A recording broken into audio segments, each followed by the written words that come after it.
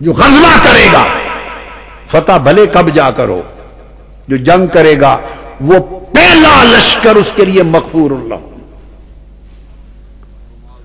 اور 7 لشکر اس یزید والے لشکر سے پہلے جنگ کر چکے تھے۔ یزید کیا لگتا ہے تمہارا؟ بشارت میرے آقا نے دی پہلے لشکر کی، وہ گیا 8ویں لشکر میں، تم نے پہلے 7 لشکر چھوڑ دی اور بشارت پکڑ کے اس کے گلے میں ڈال دی، جو بے ایمان دور دور تک حقدار نہیں ہے، یہ دشمن اسلام اور دشمن رسول اور دشمن دین ہے، دشمن اہل بیت ہے۔ اگر اس سے بشارت مراد لینی ہی ہے مغفرت کی تو حضور نے تو اول جیشن کا پہلا لشکر، اور پہلا لشکر گیا 42 ہجری میں، 7 لشکر پہلے جا چکے ہیں۔ اب رہ گیا یہ لشکر قسطنطنیہ جس میں یزید گیا، اس کا قصہ بھی سن لیں۔ اگر اسی پر ضد ہو کسی کی ضد یہی ہو کہ سن 50 ہجری کا لشکر لینا ہے مراد جس میں یزید گیا، تو وہ بھی سن لیں۔ یہ تاریخ الکامل امام ابن الاسیر کی میرے سامنے ہے، یہ تاریخ علامہ ابن خلدون کی میرے سامنے ہے، سن لیں کیسے گیا۔ حضرت امیر معاویہ نے لشکر تشکیل دیا سن 50 میں قسطنطنیہ کے لیے، اور اس کا امیر اور کمانڈر سفیان بن عوف کو بنایا، اس کا امیر اور کمانڈر سفیان بن عوف کو بنایا، اور اپنے بیٹے یزید سے کہا تم بھی ان کے ساتھ جاؤ۔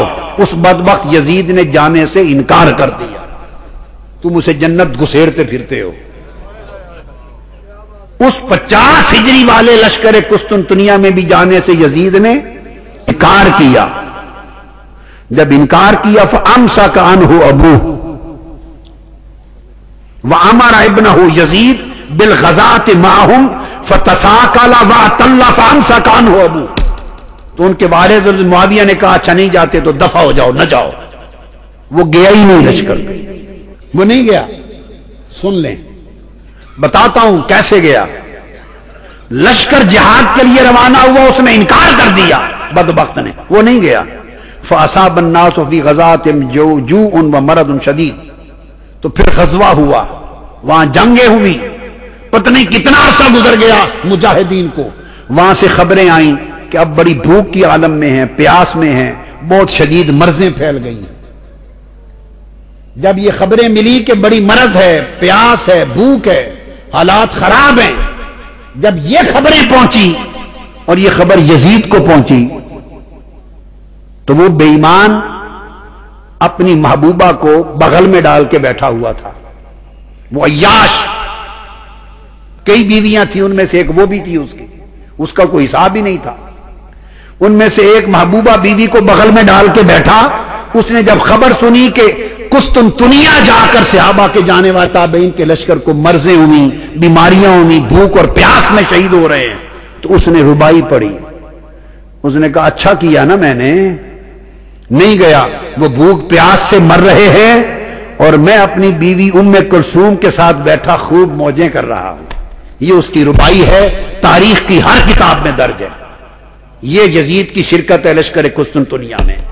انا للہ و انا الیہ راجعون۔ اس نے ربائی پڑھی کہ میں نہیں گیا تو میں اپنی بیوی کے ساتھ بیٹھا موج میلے میں ہوں۔ جب یہ خبر، یہ بیوی اس کی ام کلثوم عبداللہ بن عامر کی بیٹی تھی، شناخت بھی کرا دوں، بہت بیویاں تھیں۔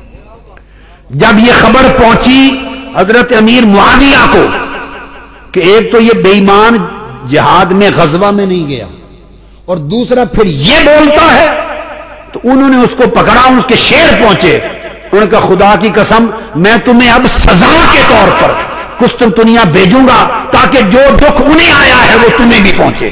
انہوں نے سزا کے طور پہ بھیجا تھا، والد نے سزا کے طور پہ بھیجا کہ تمہیں بھی مزہ چکھاؤں، کہ تمہارے شیر جو پڑے ہیں ان کا مزہ چکھاؤں۔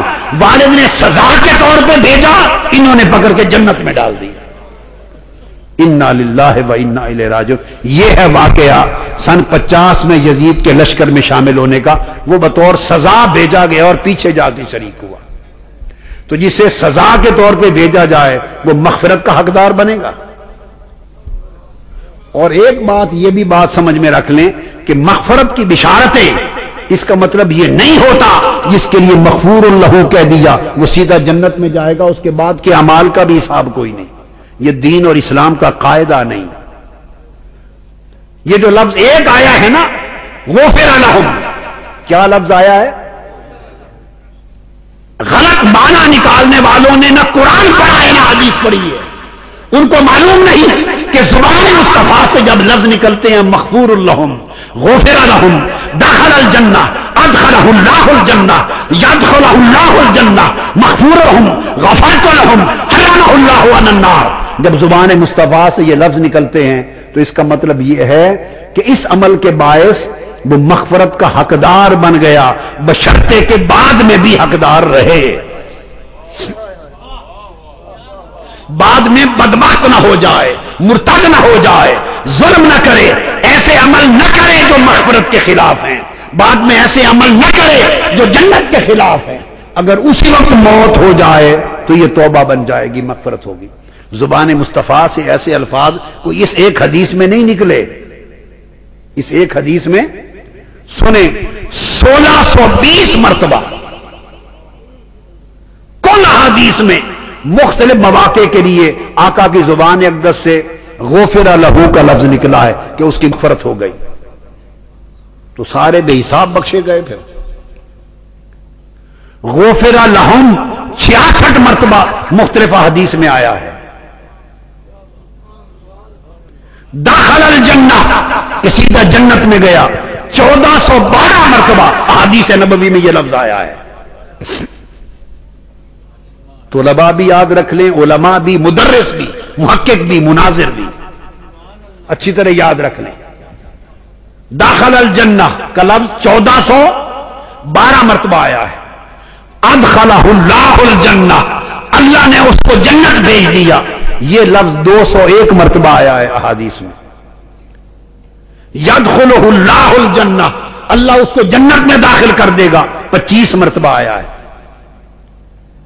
مغفور لہم، وہ بخشے گئے، 98 مرتبہ یہ لفظ آیا ہے. غفرت لہم، میں نے ان کو بخش دیا، 62 مرتبہ آیا ہے.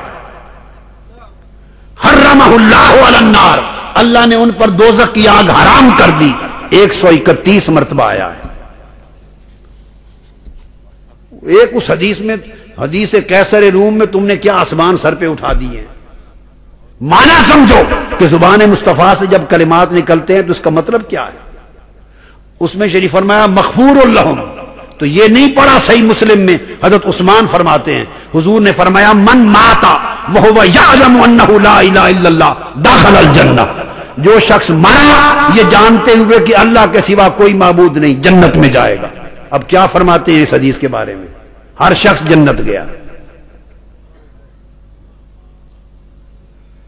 حدیث کے معنی ہوتے ہیں، حدیث کے معنی ہوتے ہیں. آقا نے فرمایا من ماتا لا یشرک باللہ شیئا دخل الجنہ، جس نے شرک نہیں کیا اور مر گیا وہ جنت میں جائے گا. تو کیا مطلب ہے اس سے باقی حساب و کتاب نہیں ہوگا؟ وہ قتل کرے، زنا کرے، چوری کرے، ڈاکہ کرے، رشوت کھائے، ملکوں پر قبضے کر لے، ہڑپ کر لے، سارے شہر اڑا دے، وہ ڈاکہ زنی کرے، سب کچھ کرے، شرک نہ کرے، سیدھا جنت میں جائے گا. تو یہ تو دین کا مذاق بن جائے گا.